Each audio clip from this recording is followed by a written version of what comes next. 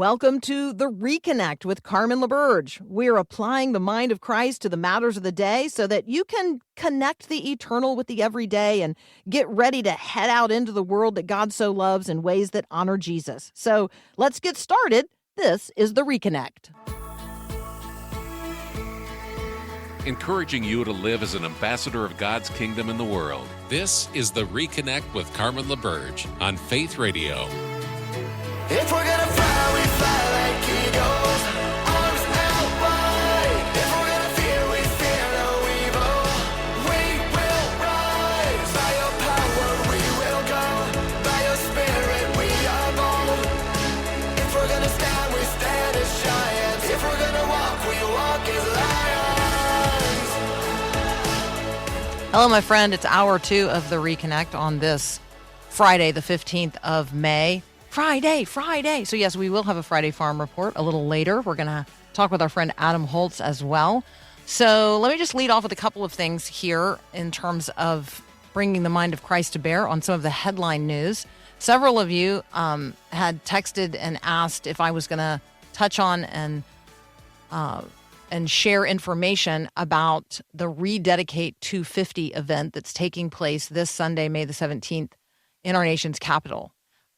Yeah, it's taking place on the National Mall in Washington, D.C. There will be a lot of events between now and July 4th. We've talked about, the Read Through the Bible event that took place at the Museum of the Bible. I've certainly encouraged the public reading of Scripture as a part of your acknowledgement and celebration of the 250th birthday or anniversary of the country.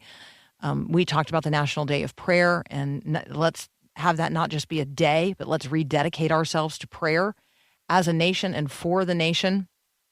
The event that's taking place this Sunday, May the 17th, you can find information at freedom250.org if you are interested in, knowing more about it, seeing the lineup of speakers. The reason that it's being held on May the 17th is because 250 years ago, on May the 17th in 1776, America spent a day in fasting and prayer. It was called America's Day of Humiliation, Fasting, and Prayer. The Continental Congress actually designated May the 17th, 1776 as America's Day of Humiliation, Fasting, and Prayer. And so I would love to say that that is what I expect to happen on Sunday, May 17th, 2026. That we would be led into a day of humbling ourselves as a nation before the Lord, on our knees, weeping before the Lord for our nation, that it would be a day of fasting, that it would be a day of prayer. As I look at the schedule for the event, which is, quote, celebrating the triumph of the American spirit, I'm not sure that I see a day of humiliation, fasting, and prayer. And so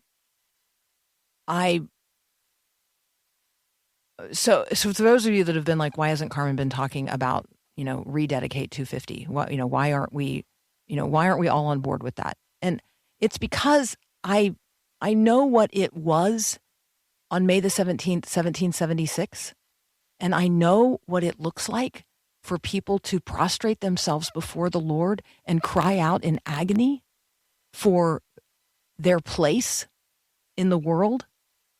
I know what fasting and prayer are, and I have a concern that that's not what's planned and that that's not what people are going to experience.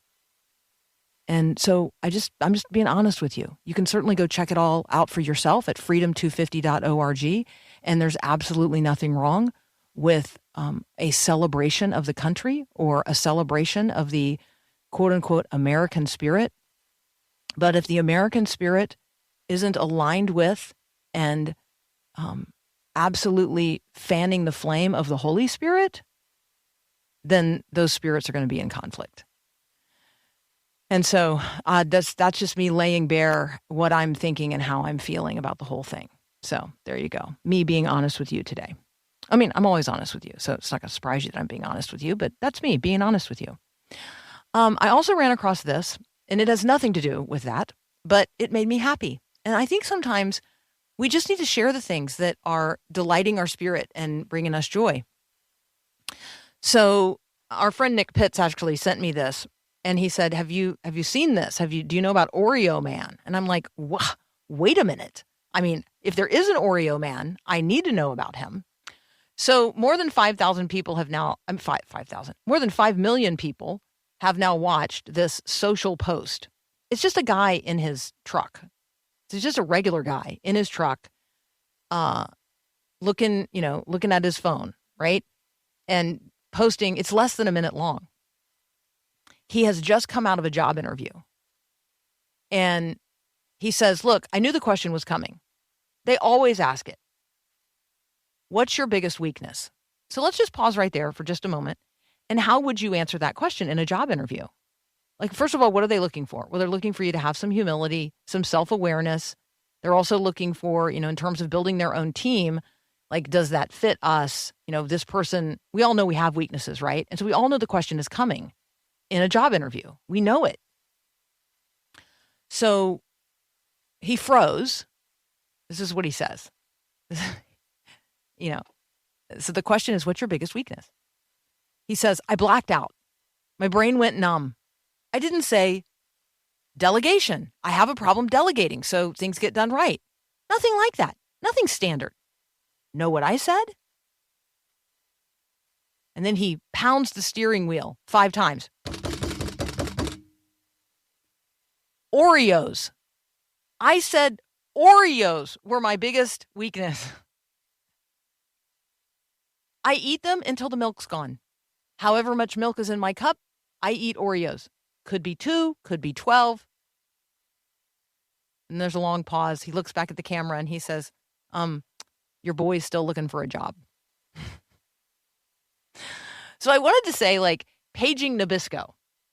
But Oreos aren't, Nabisco got bought up by some company whose name I can't easily pronounce. So I'm just going to move on from that and say somebody should make this guy their spokesperson. Like, he should be the official ambassador if there is a National Oreo Day. Or maybe the spokesperson for something called, like, Take Your Oreo to Work Day. I don't know, something. Come on, people. This guy is the kind of guy you want on your workforce. He's honest. He's self-deprecating.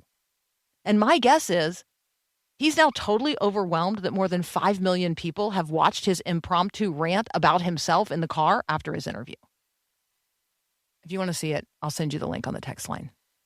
But you can probably just Google Oreo Man, because it's definitely what will come up. Our friend Adam Holz is going to join us next. I'm going to start off by asking him what is his greatest weakness. We'll see if it's Oreos. You're listening to The Reconnect.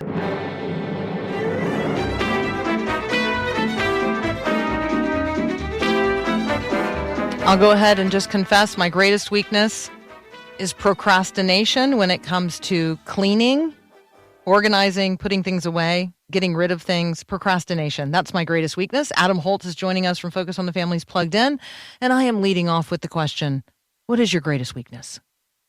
Well, I'm going to give a broad and philosophical answer, saying no to myself. I actually have come to the realization somewhere along the line that perhaps the single biggest marker of adulthood is the ability and willingness to say no to yourself. That as, immature and young children, self-control, self-control is in the mix, but it's even bigger than self-control. It's about recognizing consequences. It's about, thinking through the implications. I guess that's consequences, same thing. But anyway, it's easy to rationalize what we want. And I think ever more so in a culture that is increasingly driven by emotion, right? So much of the argumentation we hear is not driven by facts or reality. It's driven by what people feel. And if I feel like doing something, then I'm going to do it. That's the culture that we live in today. And I confess I am I am a product of that culture in some ways that I'm not crazy about.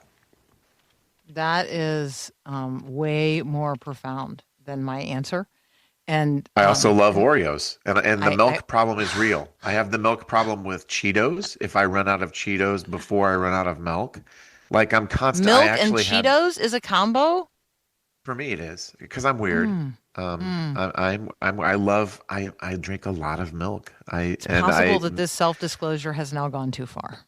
Well, it is what it is, right? And I was having, okay, this is for real. Here's the silly answer you were hoping for, and it actually Mm. fits. I made Hmm. a lovely 32-ounce fruit smoothie yesterday with strawberries, blueberries, spinach, oranges, apples, Mm. all Mm. real, all fresh, no weird stuff. Do you know what I ate while I was drinking my fruit smoothie? Oreos. There. You got your answer. I just feel like that guy has a job now. No, totally. I would hire I him. mean, I would totally hire that guy. I don't have a job for that guy unless he wants to come organize my my things I procrastinate over. Don't let him near Okay. your Oreos, though. Exactly right. Keep the milk supply low enough that the Oreos are not at risk. That's Seems to be the the lesson. limiting factor. As long as we don't have milk, we don't have an overeating problem. I don't. That's So there you exactly go. right. Oh my goodness. Okay, there's so much good stuff over There's so at much. pluggedin.com. So much good stuff. So where do you want to start? Oh boy, I'm gonna let you pick. We could Okay, talk let's about the plight of babes in Toyland if you yeah. wanted to. We could That's start what with the that's where I review. thought we would start. Because Okay, let's talk about the plight of babes in AI Toyland. let's talk about the plight of all of us in AI Toyland. No, this is an article in our blog that Bob Hoos wrote, and the gist of it is there is a growing market, as in $35 billion globally, for toys that include a baked-in AI chatbot to talk to your children. And I mean, come on, people. Have you seen 2001? Is this really the toy you want for your child? No, it's not. Don't get toys with chatbots for your children. But I think there's a part of our culture that's still really enamored in kind of an innocent and not really thinking through it kind of way with AI stuff. But the problem is the problem that we have with all AI stuff. It may tell you what you want to hear. It may tell you something totally crazy. Bob references a toy that was teaching a child how to sharpen knives. I'm like, whoa, maybe we just hit the pause button here, right? Now he did say, because Bob is always he always does a good job of looking at both sides. For kids with developmental disabilities or speaking problems, having something that they can talk to and have a non-judgmental response can help them developmentally. So there may be a narrow application here that helps some children, but otherwise, get your kids outside, give them some Oreos, and send them out to climb the tree, right? Fruit smoothies. Fruit smoothies. Fruit I don't want to start smoothies. getting, they're going to at me with too much talk of over processed foods. So, yeah. Right. Well, yeah, I did have a fruit smoothie. So that my With your rationale Oreos. though was I'm having a healthy smoothie so I can have 4 Oreos with it. Come On on. balance. This is That's so the good. problem, right? Herein lies the problem. Ah. Okay. Apparently, this was not in our notes, but I Yeah. feel like I am probably now needing to take note of the fact that there's a 40th anniversary re-release of Yeah. Top Gun. Right. And a What? 25th anniversary of re-release of Shrek, and together, and they're re-releasing Top Gun Maverick too. So you have 3 re-release opportunities in theaters this weekend. And here's the serious point I'm going to make about that. Increasingly, we have this wave of nostalgia that almost every week we're getting a re-release. And I think it speaks to the dearth of options today, that Hollywood is creatively bankrupt and are longing for yesteryear. Like, I think we just have a deep desire to go back to the way it was before the chatbots took over. So that's my commentary on that. All right, what are Plus you going to be Top watching Gun. this? Yeah, exactly. Plus Top Gun. What are you going to be watching this weekend? Are you feeling the wave of nostalgia now that we've told you that they're going to re-release Top Gun, Maverick, and Shrek? We will turn to On the Radar next with our friend Adam Holz from Focus on the Family's Plugged In. You can find a lot of what we're talking about today at pluggedin.com. When was the last time someone asked you to pray for them? When's the last time you asked someone to pray for you? Here at Faith Radio, we pray with and for you about the concerns in your life, and we share with you the concerns of others. We are a praying people. So we want to invite you to share your prayer request with us. Our team prays continually and intentionally once a week for the requests that we receive. And so share your prayer requests with Faith Radio by texting or calling 877-933-2484. You can share your prayer requests with us, and you can be confident that we are praying for you.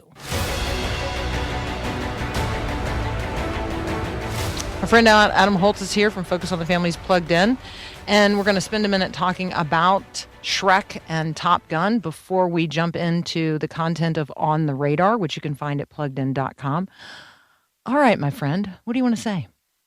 Well, I want to say Shrek was an important movie in that it was the first of a new breed of animated movies that began to really up the ante in terms of adult-oriented humor.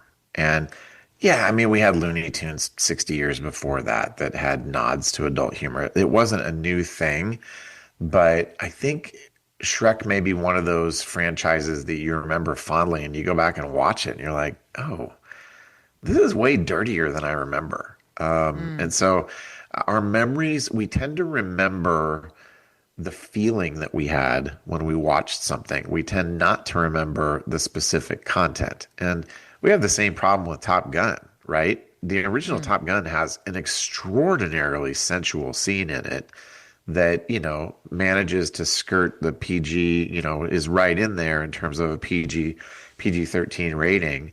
But it's another one that if you're watching with a young person, you might think, oh my goodness, I can't believe we're watching this together. And we sometimes have the idea that the past is better, like I was saying a minute ago. And then we go back and revisit some of those artifacts from the past, and we're like, oh, I forgot. There were problems back then too. So just be wise, and just because it's old doesn't mean it should get an automatic pass, or just because we remember feeling great when we watched it. And who doesn't love driving 100 miles an hour listening to Danger Zone by Kenny Loggins? Okay, not 100, but maybe 62 and a half. There are feel-good moments, and we tend to remember those, and we tend to not remember, okay, there are other things we need to deal with here too. I have a friend who did a thing in their youth ministry, like taking Shrek and doing like the gospel according to Shrek and using it also to like teach about, the biblical account of a talking donkey. Like, I think there are ways to use a movie like this to talk about unconditional love or serving others or marriage, traditional marriage. I mean, there's a Christian style wedding officiated by a bishop, if I recall. Yeah. And we try to deal with that at Plugged In. We'll tell you, here's the bad stuff and here's the good stuff so that you know ahead of time what to expect. And we have reviews of all three of those movies, the Top Gun movies and Shrek. Of course you do. Of course you do. Yeah. Speaking of things over at pluggedin.com, let's have you take us into On the Radar. Remind people what On the Radar blog is. And then I definitely want to talk with you about keeping kids off of predictive markets. Yes. So On the Radar is our weekly feature where we try to give parents, especially where it really is aimed at parents, 3 trend stories that answer 3 questions: what, so what, and now what. So we want to make, and those questions, by the way, line up with inductive Bible study questions, observation, interpretation, and application. What do we see? How should we think about it? How should we respond? So On the Radar deals with 3 trends each week that we think, okay, as a parent, you need to know about those. And so this first one, predictive markets, like they have me so concerned. I've been like, I started working on a blog related to, like the whole nation has become a casino of sorts, which was an observation the president made. But then it it gets so long. You could look in any direction. So for people who aren't aware, like, what are predictive markets and why do we need to keep our kids off of them? Well, predictive markets is basically just gambling. You can place your bets on virtually anything Anything. these days. There's somebody who is offering a way for you to bet on that. And it's either Kalshi or Kalshi, I'm not sure how to pronounce it, is the Kalshi. largest. What is it? Kalshi? Kalshi. It sounds a little bit like Kalshi, cow. like Kalshi. California. Okay. It's the largest U.S. regulated prediction market. It's mostly sports betting. And basically, we want to make sure that we keep teenagers and adolescents off of it. Because it's the problem with sports betting is unlike if you're sitting at a blackjack table or a slot machine where you're physically doing something where, you know, you're pushing chips in, you're putting quarters or dollars into a machine. You can spend a lot of money on online betting and it sure doesn't feel like it, but you end up in the same kind of trouble. And we've talked about sports betting here before.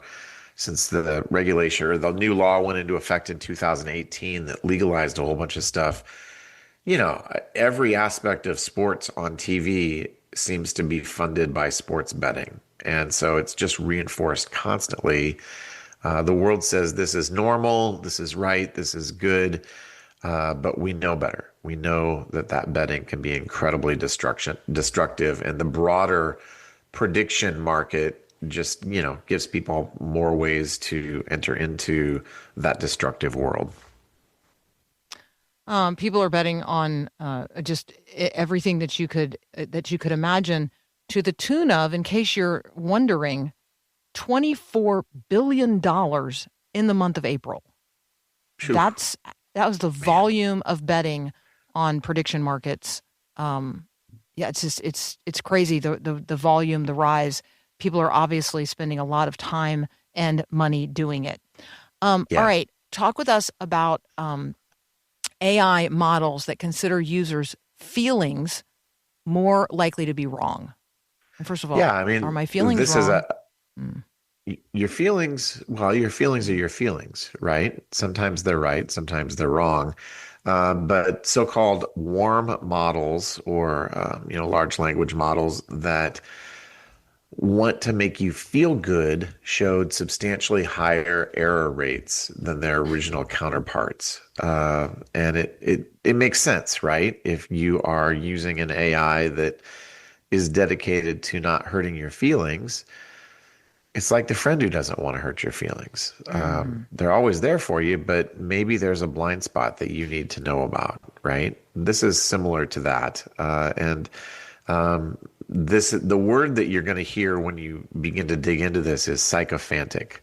And a sycophant is somebody who always tells you what you want to hear. And typically with, rulers in countries that don't have many checks and balances, they have lots of sycophantic people around them. We call them yes men. And so essentially, we want to be careful that we're not using AI in such a way that it's just telling us what we want to hear. And again, the further down this rabbit hole you go, we're finding more and more people who are coming to AI with questions, having interactions, and having psychotic breaks from reality because AI has told them things that just aren't true. And not only are they not true, they're just plain fantasy. So the sycophantic nature of AI is absolutely something that we have to be aware of. And so AI models that are focused on our feelings are more likely to also reinforce things that aren't true. Okay, and then this third story about dead internet theory. So let me just bottom line this. Yes. I should now assume, if I am looking at something online, that there is a better than 50% chance that it is not human generated, that AI made it, a more than 50% chance. So in terms of my discernment, in terms of my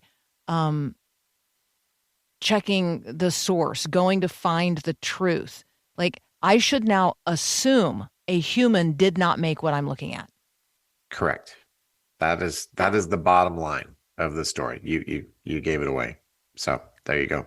Yeah, I think we talk about discernment at Plugged In. We talk about the importance of checking sources, and now more than ever, cross-checking, cross-referencing, everything that you see or read or hear on the internet is critical, because much of it just may not be true. I mean, we've been living in a postmodern culture for a while now, which says that truth is a relative construct. But I think AI takes that and stretches it to infinity, right? And when you combine that with our tendency to judge things based on how they make us feel, you can see the problem here. So yeah, now more than ever, fact check everything. Everything. That post your friend put up, yeah, fact check it. Doesn't matter how realistic it looks. And I think just asking the basic question, does this seem plausible? Right? The Occam's razor question, usually the simplest explanation is the one most likely to be true, not the conspiracy theory.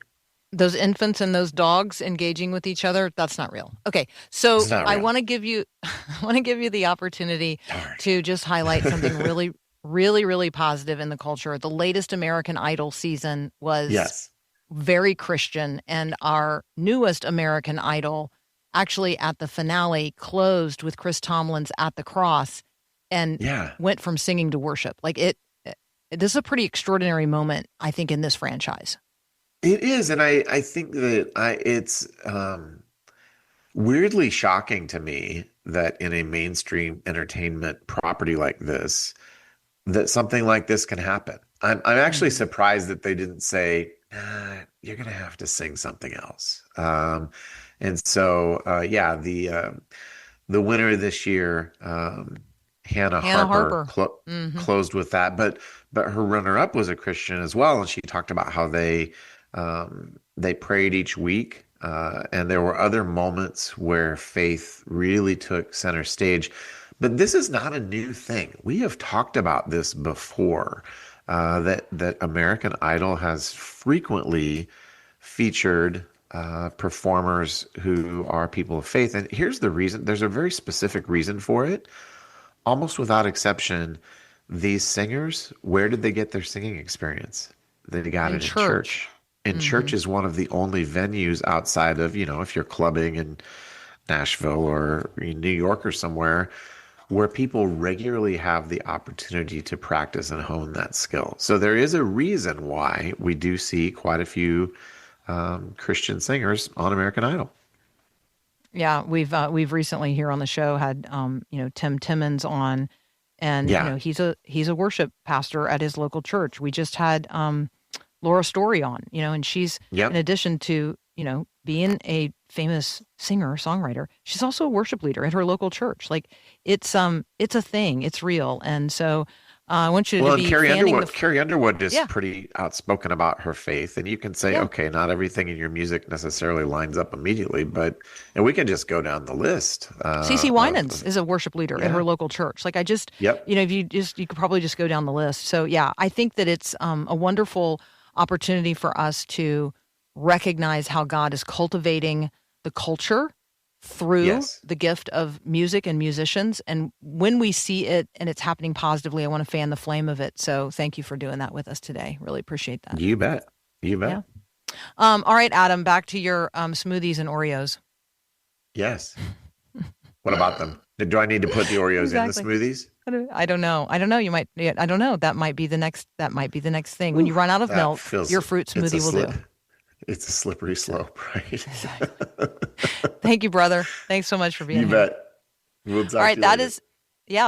that is Adam Holz from Focus on the Family's Plugged In. You can find much of what we talked about at pluggedin.com. But if there's something specific you want, like the note about the latest American Idol season, we'll send you that link as well. That's over at churchleaders.com.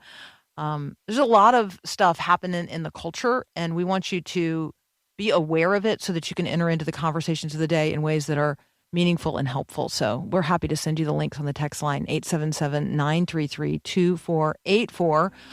When we come back, we're going to do the Friday Farm Report, and then we're going to talk about the need to behave yourself, not just you. Like, we're in a culture where people are just behaving badly. So we're going to have a little behave yourself conversation. That's up next here on The Reconnect.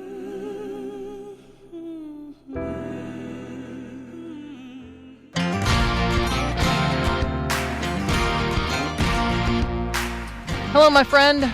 It is Friday, so let's have a Friday farm report. Let's see. I should have thrown away the ladder that I landed on after the fall a couple of weeks ago.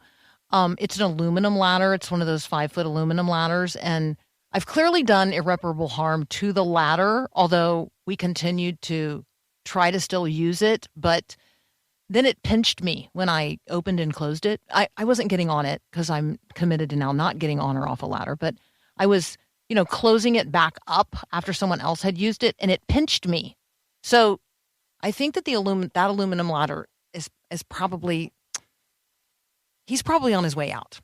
In good news, the 10 little chicks, 5 barred rocks and 5 cinnamon queens are now big enough. Like, it's amazing how fast initially they're so little. You think to yourself, it's going to take a really long time for this tiny, tiny little chick to become big enough to be integrated with those, giant chickens over there. Of course, the giant chickens aren't giant. They're just full size. But we've arrived at that point. Our 10 little chicks are now big enough, and they'd had sufficient time,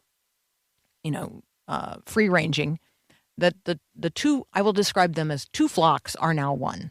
Our 6 full-grown hens have welcomed the 10 little hens, and the flocks are now integrated. It went seamlessly, which is unusual. There's normally a lot of hen pecking, but it's very exciting and wonderful.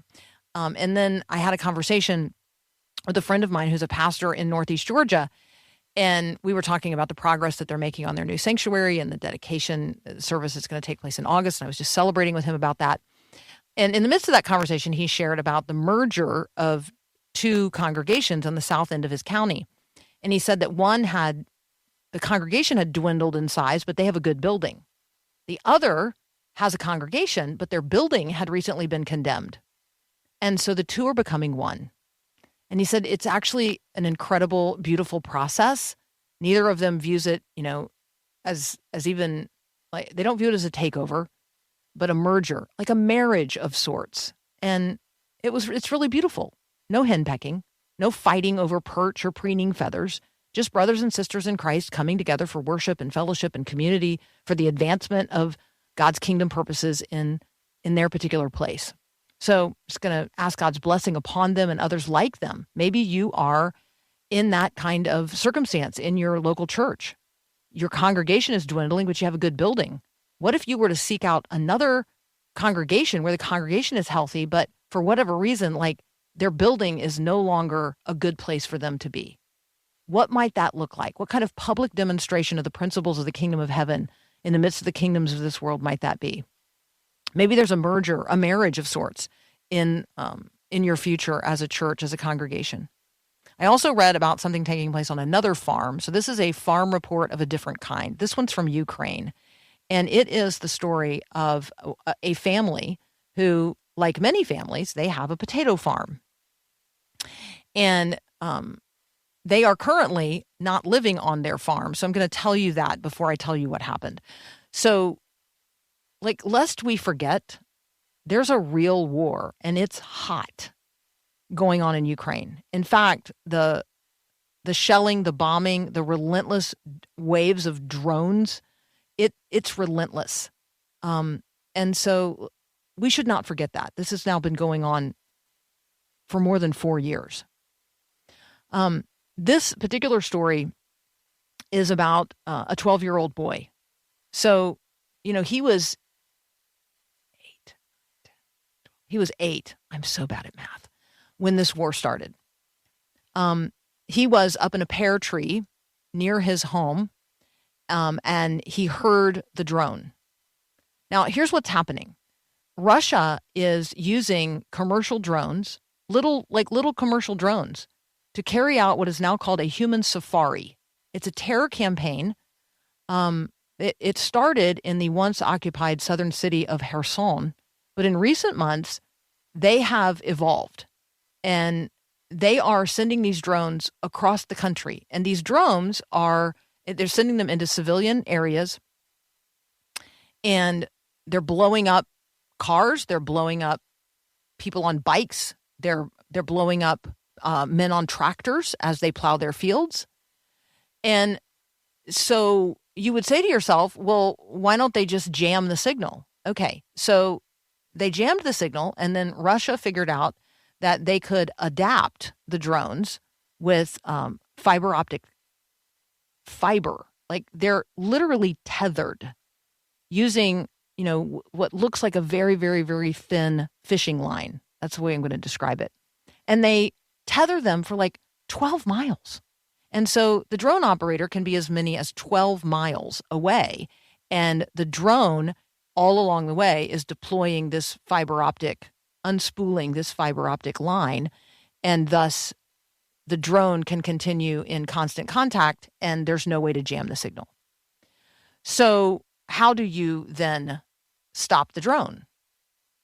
Well, some time ago, this now 12-year-old boy who lives on a farm, potato farm with his family, happened to ask that question of a soldier.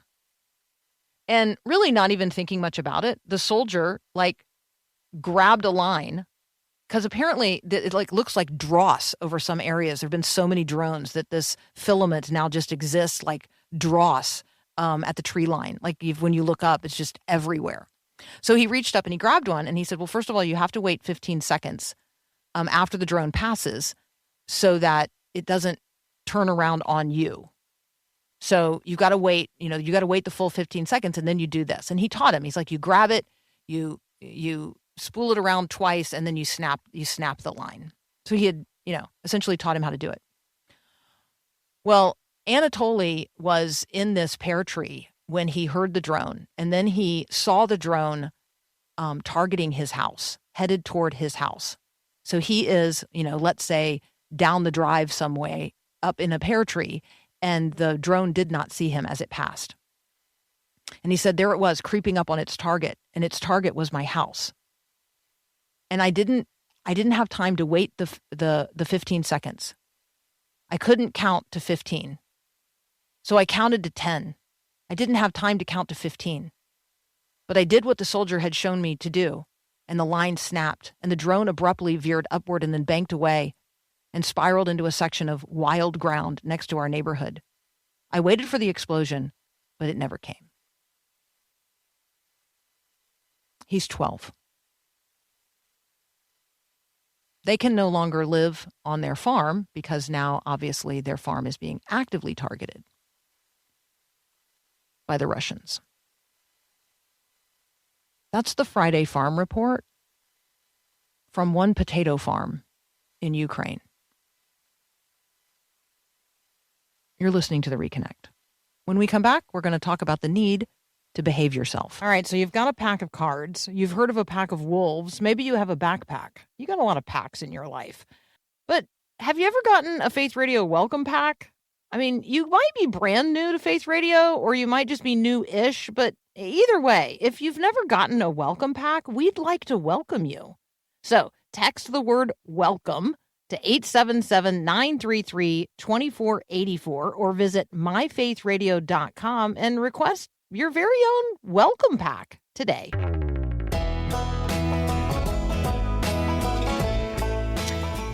I don't know about you, but I heard this frequently when I was a kid. Behave yourself. Behave yourself. And so maybe that tells you some about me as a child. None of it you would find surprising because you know me.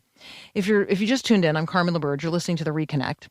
And sometimes we just talk here amongst ourselves. This is one of those times. So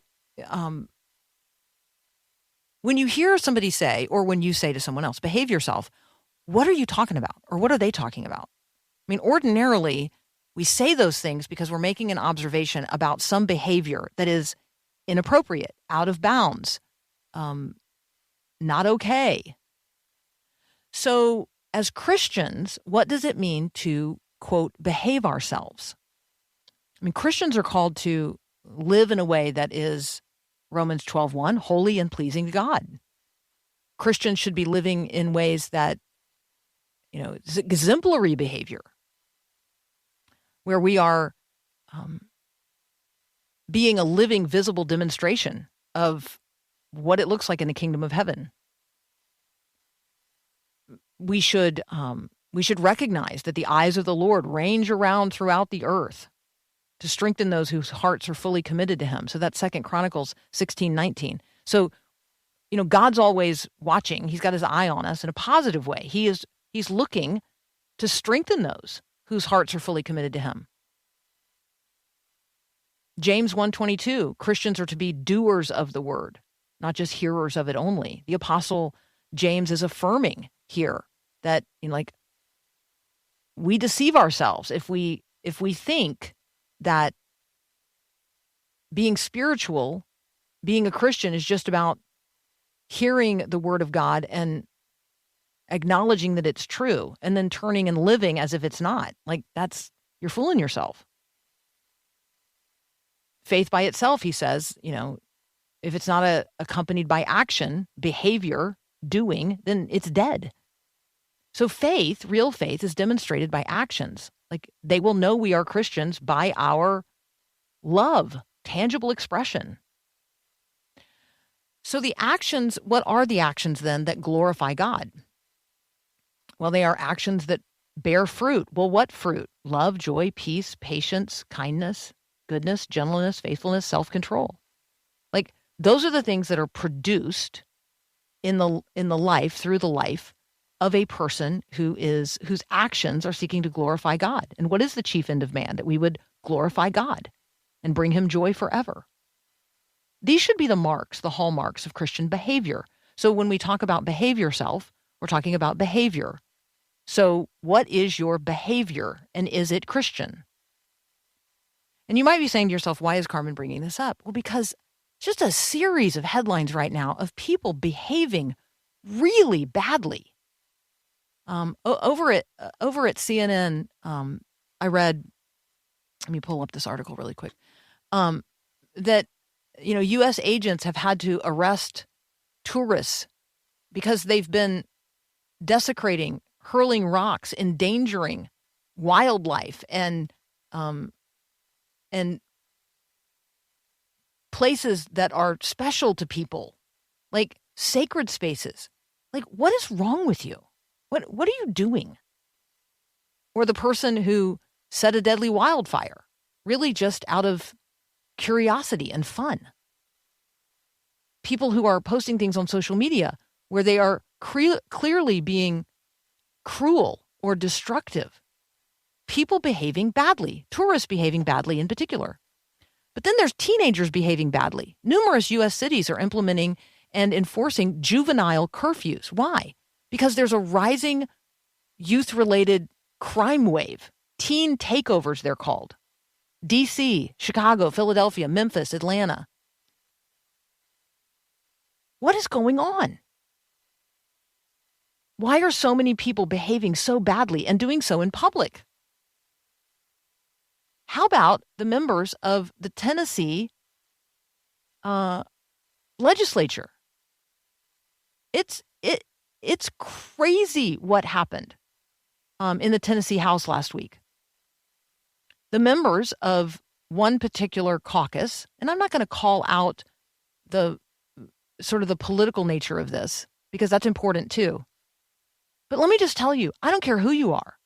If you are disrupting the business of the people in the House, if you're instigating and encouraging disruptions, if you're setting fires, if you're pulling fire alarms, if you're demonstrating a lack of respect towards your fellow members, on and on and on, you are behaving badly.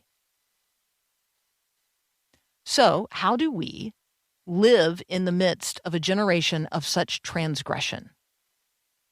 Paul describes it as living as light in the midst of a perverse generation. So it's not new. This was true in Paul's day. It was true in Peter's day. It was true in Jesus' day. It's true in our day. How then shall we live in the midst of what might be rightly described as a perverse generation? Well, we live as salt. We live as light. We heed the call of Christ to be witnesses, to share the gospel in both word and deed. We recognize that we are in a worldly world, but we are not of it, as John says. We are in the world. We're physically present, but we're not of it. We're strangers. We're aliens. We're tourists. And as believers, we should recognize that. We're ambassadors of a king in a foreign kingdom.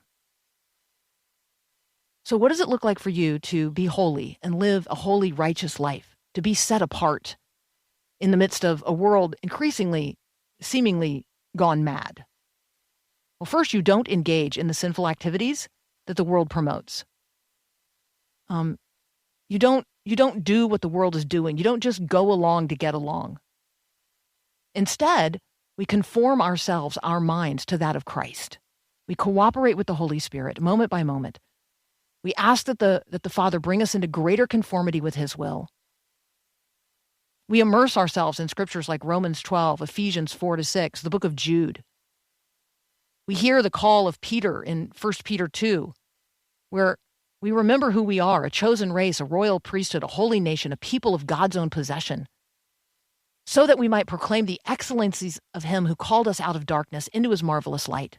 We live as people of light in the midst of darkness. He goes on to say, I urge you as aliens and strangers, abstain from the fleshly lust which wage war against the soul. Keep your behavior excellent among the Gentiles, so that in the thing in which they slander you as evildoers, they might, because of your good deeds, as they observe them, glorify God on the day of his visitation. Philippians 2 would be a good place to immerse yourself here. Do all things without grumbling or disputing, so that you can prove yourself to be blameless and innocent, children of God above reproach in the midst of a crooked and perverse generation, among whom you appear as lights in the world. Or Philippians 4. Rejoice in the Lord always. I say again, rejoice. Let your gentleness be evident to all. The Lord is near. Don't be anxious about anything, but in every situation by prayer and petition with thanksgiving, present your request to God. And the peace of God, which transcends all understanding, will guard your hearts and your minds in Christ Jesus. And finally, Paul says, again, Philippians 4, brothers and sisters, whatever is true, whatever is noble, whatever is right, whatever is pure, whatever is lovely, whatever is admirable, if anything is excellent or praiseworthy, think about and do such things. Whatever you have learned or received or heard from me or seen in me, put it into practice, and the God of peace will be with you. That's my word of encouragement to you today. How shall we live? How shall we behave in the midst of a dark and perverse generation? We shall shine as lights. We shall set our hearts and minds on things above. We shall be the people who, though they ridicule us, mock us, call us out, say we're weird, we're just going to continue to shine. Because we're not the ones that need the glory. We want God to get the glory. And how does God get his glory? By people turning to him. So let's get out there and shine as lights. Have a great weekend, and God bless.